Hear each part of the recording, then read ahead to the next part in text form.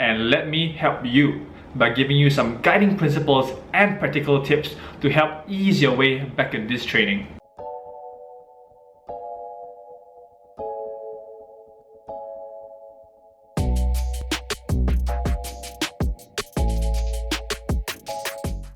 Hey guys, I'm Leon and welcome to Stronger Tomorrow Training.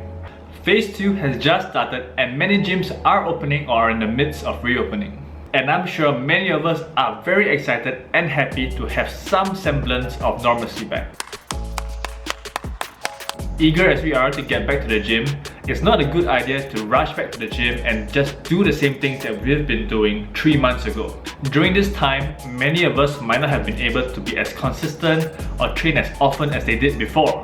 You might have been too busy working from home, you might have to juggle looking after the kids and your work, and maybe you even had to get a second job to supplement your lost income. Good job guys for hanging in there, and let me give you some guiding principles and tips to help ease your way back into training. Alright, let's go. So first, let me share with you 2 guiding principles that should guide the structure and programming of your workout. And by following these principles, your training will more likely be more effective and efficient.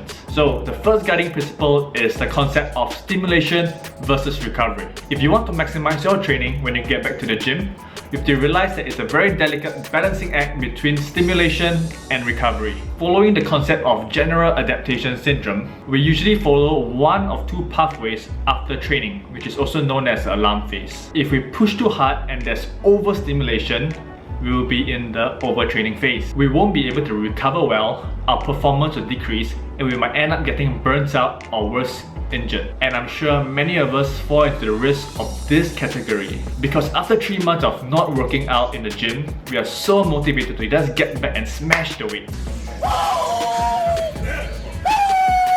So it's very important for us to not fall into this trap and end up getting burnt out or injured. On the other hand, what we want to do is to provide just enough stimulus so that our body will adapt and improve to higher and new levels of performance as compared to where we were during this time of lockdown and circuit breaker. And principle 2 is that you want to start afresh. You don't want to try to do the same things that you previously did 3 months ago. You are simply not that same person anymore. It's not a good idea to try to use the same weights, intensity, volume, or workload.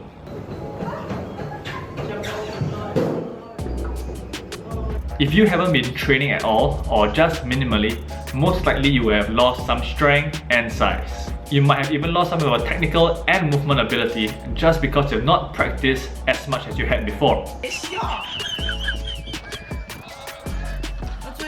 So, to help yourself, come back with the mindset of a beginner.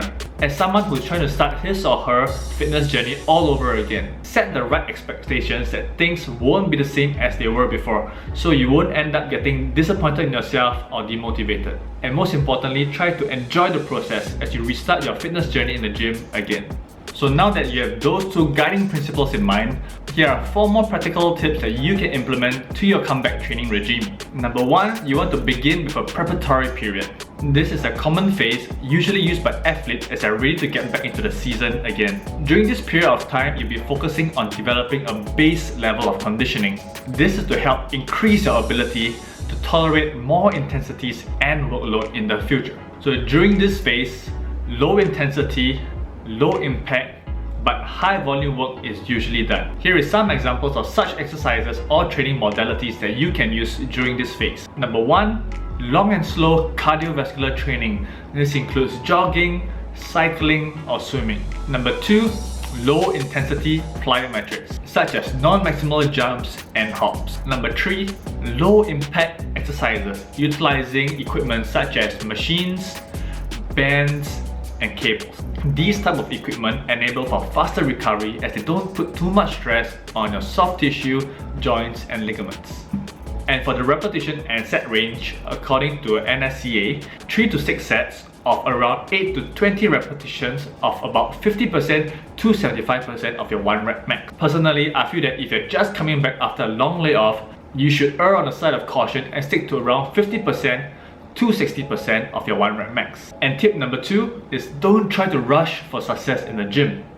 muscle memory will help. Research has shown that it's very possible to gain back lost muscle and strength very quickly after a period of detraining. This is due to the phenomenon known as muscle memory. In one study, a group of women were detrained for 30 to 32 weeks after a period of 20 weeks of training. The study showed that their maximal strength and muscle size decreased. However, it did not decrease all the way to pre-training levels. So don't worry too much that you have to start all over again. Most likely you will have retained some level of strength and conditioning, so you don't have to actually restart all over. And more importantly, the study also showed that retraining for as short as 6 weeks also brought them back to trained levels of fitness. This shows that even though you have not trained for the past 3 months, you will most probably need a shorter amount of time than that to get back to your trained level of fitness. So what you should do is to set an expectation that you're going to take some time to get back into that state of training that you were before. Trust your body and muscle memory. My personal recommendation is that you should set yourself about 4 to 6 weeks to retrain your body back to its previous state of training. The longer you haven't been training, the more likely you'll need more time to get back to that level. And rushing to get back to your original state of training would most probably lead to overtraining or burnout syndrome. And tip number 3 is to avoid exercises that might cause DOMS. DOMS are delayed onset muscle soreness. DOMS usually come when you're doing an exercise that you're not accustomed to, or you're starting training again after a long period of layoff. So you will most definitely feel some level of muscle soreness when you restart training again. However, this doesn't mean that we should be chasing DOMS. Remember that muscle soreness is not a good indicator of how hard you're training or how effective your training is. Conversely, having a lot of DOMS will most likely hinder your progress in the gym. This is because it's going to hinder your recovery time and performance. By avoiding exercises that might cause heavy muscle soreness, we will be better able to maximize our training and effort. So, some type of exercises that you might want to avoid will be exercises with a lot of eccentric loading. Eccentric activities include micro injuries at a higher frequency than other types of exercises, and this can cause a lot of muscle soreness. Any exercises that uses a lot of negative repetitions are good examples of such eccentric exercises. Other types of exercises to avoid will include high impact and high intensity exercises. These will include any type of interval training or HIIT, such as sprinting or maybe some CrossFit style workouts with a lot of burpees, box jumps, and so on. And if you would like to include these exercises into your routine, try to do them progressively. And maybe after the first few weeks, we have been starting to grow more accustomed to training. And also, if you feel a lot of muscle soreness, it might be a good idea to train the less affected body parts during your next session instead. This is so that you can continue training and making progress while letting affected muscles recover. And my last practical tip for you is to not forget your mobility drills. Most of us might not have been active for a while, and most probably you have been sitting at your desk all day while working from home. This sedentary lifestyle makes it highly possible that your muscles and joints are not as flexible as before. They might not have the same range of motion as you did 3 months ago. And working out with a decreased range of motion and poor flexibility can lead to injuries or decrease your performance.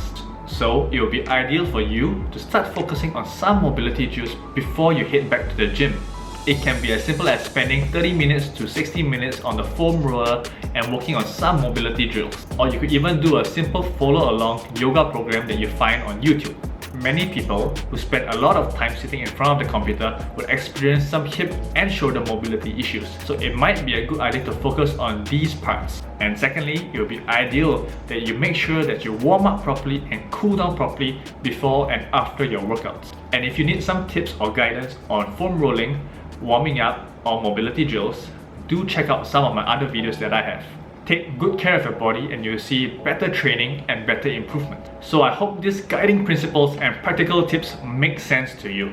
And I'm sure that if you follow them, you'll be better equipped to making your training more effective and efficient as you make your comeback to the gym. I understand the urge to go all out during the first week, but do refrain and hold back.